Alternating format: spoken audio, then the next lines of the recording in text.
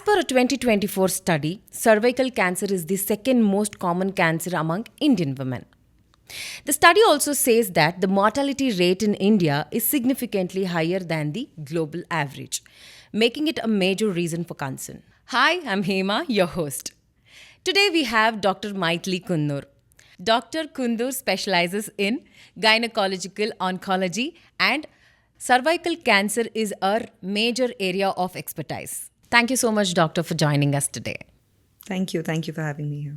Doctor, I want to understand from you how concerning is cervical cancer for Indian women and why Indian women are more prone to this. So, cervical cancer is a very big health burden in our country still. We have lakhs of women being diagnosed with it every year, and it is actually the second most common cancer in women after breast cancer. Now, the thing is, Indian women are not more prone for cervical cancer. But as you know, cervical cancer is almost completely preventable through vaccination and through screening. I think most developed countries have been able to implement this in a large way. And in our country, we are still trying, and it is not, caught on as much. The more we increase the awareness and the more we are able to prevent it, our incidence will also come down. Doctor, I was just going through few research papers that cervical cancer is more common in rural India. Why is that so, doctor? So, like I said again, cervical cancer can occur in anybody. It is just caused by a viral infection. The reason why we might be seeing it more in rural India is because, firstly, lack of awareness, less screening, less vaccination, and thirdly, a good immunity and other factors play a role in clearing this virus infection, which is very common actually in all women. So, if you have factors which are making this virus persist in the system, it has more chances of leading to cancer. Secondly, you're not screening for it, you're not detecting it early, you're not preventing it. So that is the reason we see it more often in rural areas. But I think it is very important to understand that urban women are not exempt from this. It is actually quite common even in urban areas. But the ratio is more. Yeah, rural women, we are seeing more cases just simply because of these reasons. Oh, okay. It doesn't mean you cannot get it just because you follow good hygienic practices. That's an important thing to consider. That's right, yeah. Doctor, this is something a lot of women want to know. Is cervical cancer curable? Definitely. Cervical cancer is definitely curable. Each stage has its different way of treating it, but it is curable unless it is very, very advanced. Doctor, like you already mentioned, early detection, early screening is very important. So I want to know how effective and how important it is for the early detection and early screening when it comes to cervical cancer. To answer that question, I think I have to explain a little bit about how this cervical cancer happens. Once you get infected with HPV virus, it has to stay in your system and cause changes that take 10 to 12 years to actually become cancer. So that is a huge window for us to pick up the infection firstly, secondly, precancerous changes, and finally, early cancer. So when something gives us such a large window of opportunity to screen and completely prevent cancer, I don't think we should take it lightly. So firstly, nowadays the tests that we do have become more advanced. We are able to pick up specifically the high-risk HPV types when we screen. We are able to pick up the early changes that happen before cancer even occurs in these patients. And there are treatment strategies at this very early stage. So screening, yes, is very important. It's extremely effective. And I think awareness about screening is the only thing that's going to help us decrease the incidence of cervical cancer. Okay. So you say that early screening is better. Early screening is the best strategy. Okay. Doctor, what are those important symptoms that women should not ignore and immediately get screened for? Firstly, screening is done in women who are not symptomatic at all. Normal women above the age of 25-30 years have to screen routinely. But early symptoms that you should look for, which could suggest a cervical pathology, is abnormal bleeding between your cycles, spotting after intercourse, blood-stained white discharge. Those are things that should not be ignored.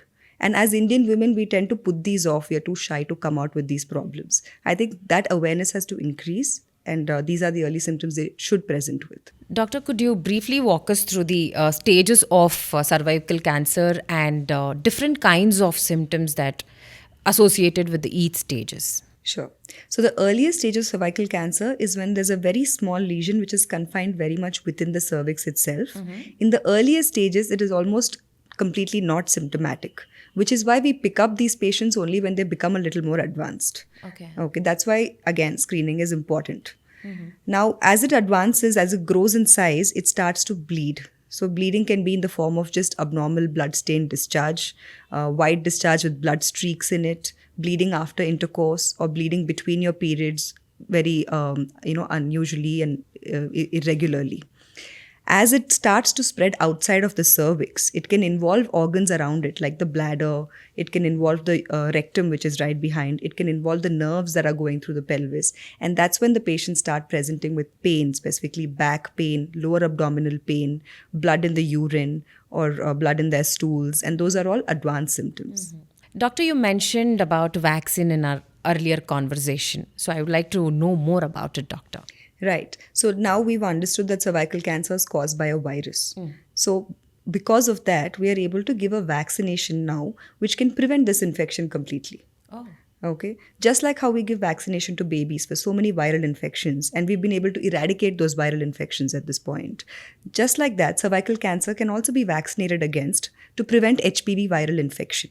So this is ideally given to young people before their onset of sexual activity. It can start as early as 9 years of age, and it's most effective if you're giving it within 25 years. But our generation, most of us have missed the vaccination because it came later. Awareness is coming now, so you can take it even up to 45 years of age. Doctor, usually HPV vaccines, they say that from 9 years till 40 they can take it. All that they say. How effective it is, you say, doctor?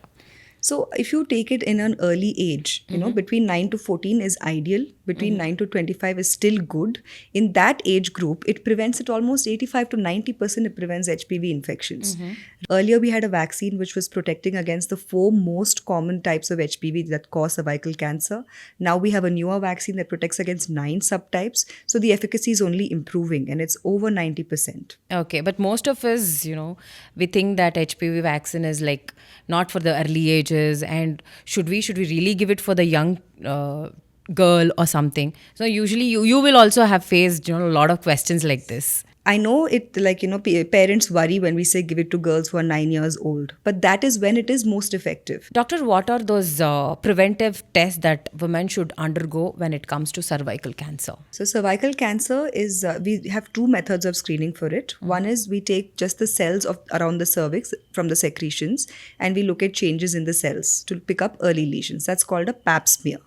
Now, the newer test on the block is we test for the presence of HPV virus itself. This is a better test. Okay, so these tests should start as soon as you're sexually active, as early as 25 years. And it's not a one-time thing. We have to screen once in 3 to 5 years based on the test that you're doing, and continue till you're at least 65 years of age. Doctor, women in our 30s, what a woman can do to reduce the risk of cervical cancer? So by the time you're in your 30s, if you're not already vaccinated, you should get vaccinated. It's still a good age. And secondly, you should have started being part of some screening program with either pap smears or with HPV DNA tests preferably. And once in 3 years, once in 5 years, you have to be screened. There's nothing else apart from early detection and complete prevention with vaccination, which will help prevent cervical cancer. Doctor, let's say if somebody is diagnosed with cervical cancer, what does the treatment journey looks like? Because most of us, with the cervical cancer, everybody will be scared to take up the treatment. So cervical cancer luckily has very well established treatments right now. In the very early stages, if you pick up a small lesion, it's a simple surgery. It's a hysterectomy that we call radical hysterectomy. It is, it can be done very easily, and the treatment is complete with that. The problem is we don't often pick up the cases so early. By the time they come to us, it's already a little larger in size. And in those cases, surgery is not enough. So we directly go for chemotherapy and radiation together. okay. While this is a longer duration of treatment, it is also completely curative. Even for patients who come in advanced stages where it has spread beyond the cervix or spread distantly, we have newer methods of treatment. We have targeted treatments and immunotherapy, which are now coming in a big way in cervical cancer. So there is hope even when they come at advanced stage. Of course, treatment is always best when it's at the earliest stages. Okay, but before taking the treatment only, most of them out there, will be scared. Should we take this? Is it curable? The most of the questions might arise. Yes, So rightfully so. But we have, very safe ways of treating it now. Surgery is safe. Radiation, the newer machines, they're very less side effects. They do very well. So cervical cancer is very much treatable. It can be cured unless it's extremely advanced. Okay. Doctor, cancer is scary as it is. We've also heard many inspiring stories from the cervical cancer survivors also. Is there any such stories which has stayed with you? Yes. I think, in most survivor stories, it's about how they've overcome great difficulties or we've tried some very experimental treatment and they've succeeded. In cervical cancer, our biggest challenge is diagnosing early. So, when most women, they don't feel that they need to screen because they are fine. They don't have any Yeah. symptoms. So anybody who comes to my OPD, whether they come with a patient, whether they're just accompanying a patient or they come for something else, I try to have a small conversation or just put it in their minds that, at this age, you should start screening, or have you been vaccinated? Is your daughter vaccinated? And some patients just take the information. Some will take the pamphlet. Very few will say, okay, I'll do my screening right now. And some look at you even suspiciously because I've just come to accompany somebody and this doctor is ordering tests for Yeah. me. But in my small way, I do try to put it in somewhere. And I had this one patient. She's not, very well educated, from a slightly rural background. She was accompanying her mother. And we started talking about cancer prevention and I mentioned this to her. She got herself screened and shockingly so, she had a very early stage cervical cancer, which couldn't even be seen when I examined her, but the cells picked it up. Oh. And so we were able to treat her at such an early stage with a simple surgery. It's been almost 3-4 years now. She's leading a perfectly normal life. Lovely. So for me, this was the biggest win. Superb. So, even if people look at me blankly when I talk about it, it's given me that encouragement that I should keep putting in a word, however, small the voice may be. If it can make one difference like this, I think it's worth my time. Lovely. Yeah, that's a nice story actually. So what are the 3 important things that women should know about cervical cancer? I think the first and most important thing is that cervical cancer doesn't come because of unhygienic practices or something that you have done. It's not a taboo. So you have to present with the symptoms, have to seek care for it. Second thing is prevention is the main strategy in cervical cancer. So vaccinate yourself, start getting screened for cervical cancer if you fall into that age group. And third thing is if you do get diagnosed with cervical cancer, that's not the end of your story. It's completely treatable. Please reach out for help before it's too late. Doctor, thank you so much for speaking on this important topic. I'm sure most of the women out there would have got the clarity and reassurance. And with the conversation, I'm sure most of the women would have got the greater awareness as well.